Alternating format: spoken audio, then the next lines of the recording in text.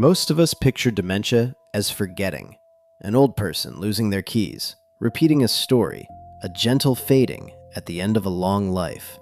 It is not that.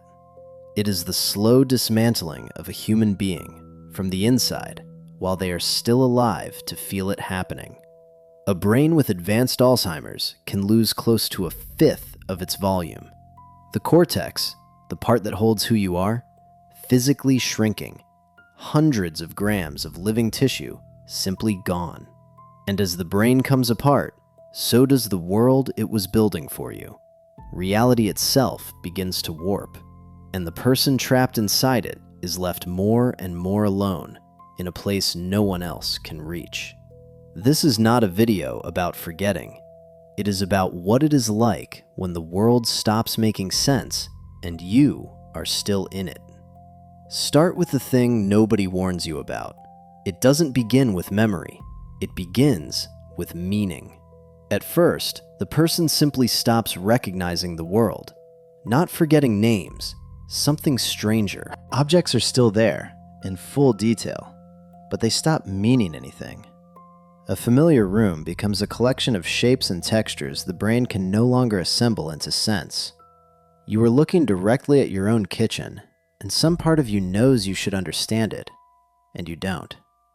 This has a name: agnosia. It comes from damage to the parts of the brain that turn raw sensation into recognition. And it doesn't stop at sight. It reaches sound, too. Imagine the language you have spoken your entire life, the language of your mother, of your childhood, slowly turning into noise. The rhythm is still there, the intonation. You can hear that someone is speaking to you, warmly, urgently, but the meaning slides off. You cannot hold it. The voices of the people who love you become sounds you can no longer decode. Everything stays exactly where it is, and nothing means anything anymore. A glass stops being something to drink from. A home becomes a maze of obstacles with no names. And it gets worse, because the brain also loses its grip on space itself. As it loses the ability to judge depth, ordinary things turn dangerous. A dark doormat on the floor can read as a hole, a bottomless pit in the middle of the hallway. And so a person will stand frozen at the edge of it, unable to step across, gripped by a fear that is completely real to them, in front of an obstacle that isn't there. But the moment that stays with me is the mirror. You walk into your bathroom, you look up, and a stranger is looking back. An old face you don't recognize. Because to you, it isn't a reflection. That concept is gone. It looks like a window, a doorway, and on the other side, watching you, is someone who shouldn't be there. People in this stage argue with the mirror, plead with it. Some grow terrified of the stranger who appears in every reflective surface and cover the mirrors in their house one by one because they believe they are being watched inside their own home. And here's what makes the mirror so much crueler than it first seems. It isn't only that they don't recognize the face, it's that in their mind, that old face cannot possibly be theirs, because their inner calendar no longer says today. It might say 1974. Inside, they still feel young. So when a lined, elderly stranger stares back from the glass, the horror is total. That is not me. I don't know who that is, and I don't know how they got in here. Time itself comes apart. Researchers call it temporal disorientation, but that phrase is too clean for what actually happens. It isn't that the timeline breaks, it's that it folds. The past stops being memory and becomes the place you are living right now. A person can be sitting in a hospital room, a television on the wall in front of them, and be completely certain they are in their childhood home, and that the staff around them are relatives who died decades ago. Someone might walk out into a freezing winter night in a thin shirt, not because they've lost their mind, but because in their reality, it is a warm afternoon, and they're heading to a job they left 30 years ago. Their body is stranded in a present it can't recognize, while they live somewhere else entirely, and no one can follow them there. That is the loneliness of it. They're surrounded by people and completely alone, because the world they're standing in and the world everyone else is standing in are no longer the same world. Losing time, losing the face in the mirror, that is already almost unbearable. But it is still not the deepest part of this. Because sooner or later, the thing that comes apart is the self.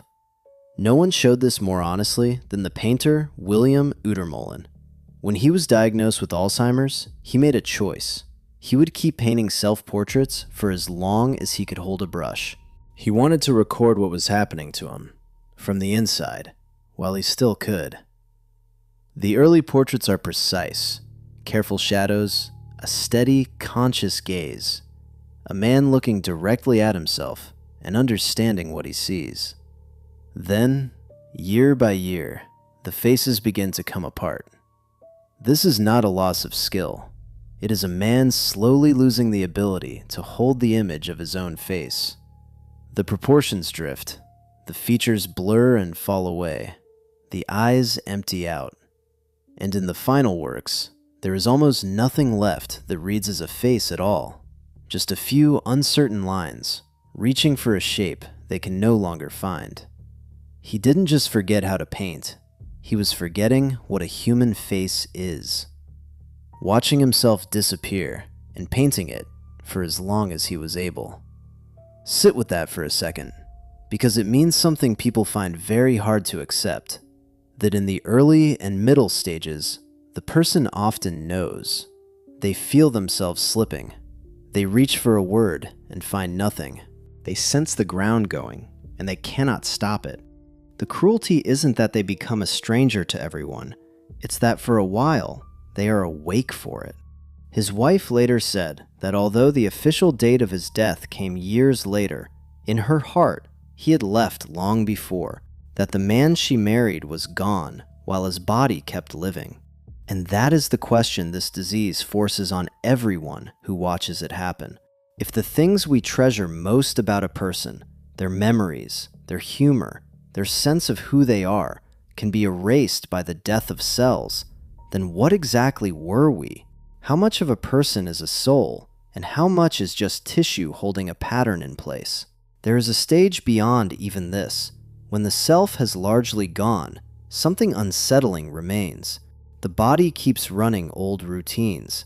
Long after the conscious person seems absent, deeply worn habits, a way of greeting people, a posture, a phrase repeated for 50 years, keep playing, like grooves worn so deep the needle finds them on its own.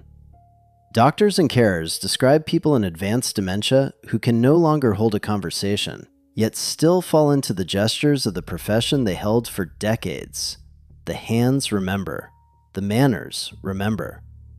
It can look, from across a room, almost like the person is still there, until you get close and see that the lights behind the eyes have changed. And it raises a genuinely uncomfortable thought about all of us. How much of what we do every day is really chosen, and how much is just these same worn grooves running automatically? We like to believe we are driving. Cases like this suggest that a great deal of a human life runs on habits so deep it no longer needs a driver at all. It would make sense for the story to end there. Once the self and the world are gone this completely, there should be no coming back. And then, sometimes, there is. It is called terminal lucidity. A person who, for years, has not recognized their own child, who could not speak, or follow a sentence, or find their way through a single afternoon, and then, days, sometimes hours, before death, they come back. The eyes that had been empty fill with meaning again. They sit up. They use people's names. They remember specific things, clearly, as if the illness had lifted, all at once. From a biological standpoint, this shouldn't be possible. How does a brain that has lost so much of its structure suddenly produce clear speech, accurate memory, recognition of the right people by name? Nobody knows. That's not me building suspense. There is no accepted explanation. Some researchers point to a final surge of activity in the dying brain, possibly related to the same kind of surge seen in the last moments of life. But none of it explains the precision, the clarity, the return of a person everyone believed was already gone, which leaves a strange and almost unbearable possibility open, that somewhere in all that ruin, some thread of the person was still there the whole time. Not gone, just unreachable, waiting behind a door that opens once at the very end. Terminal lucidity is like the light of a star that has already died. We can still see it, steady, familiar, close, with no way of knowing the star itself collapsed long ago, and that what reaches us now is only its last light, finally arriving. For the families who witness it, that final, clear conversation is almost always remembered as a gift, a last moment of the person they lost, handed back to them, right before the end. We began by saying dementia is not forgetting. By now, I hope you see what it actually is. It is a person watching their own world lose its meaning, one piece at a time. The objects, the language, the mirror, time itself, and finally, their own name, while everyone who loves them stands close by and can do nothing but watch. It is one of the loneliest things that can happen to a human being, and it happens in plain sight, in ordinary rooms, far more often than we let ourselves think about. If someone you love has been through this, you already understood everything in this video before it started, and you have my respect for how hard it is to carry. If this is the kind of question you can't look away from, what we are, and how little it takes to lose it, subscribe. We go to these places carefully, but we do go. And if you've watched this happen to someone, and you want to say their name in the comments, this is a good place for it.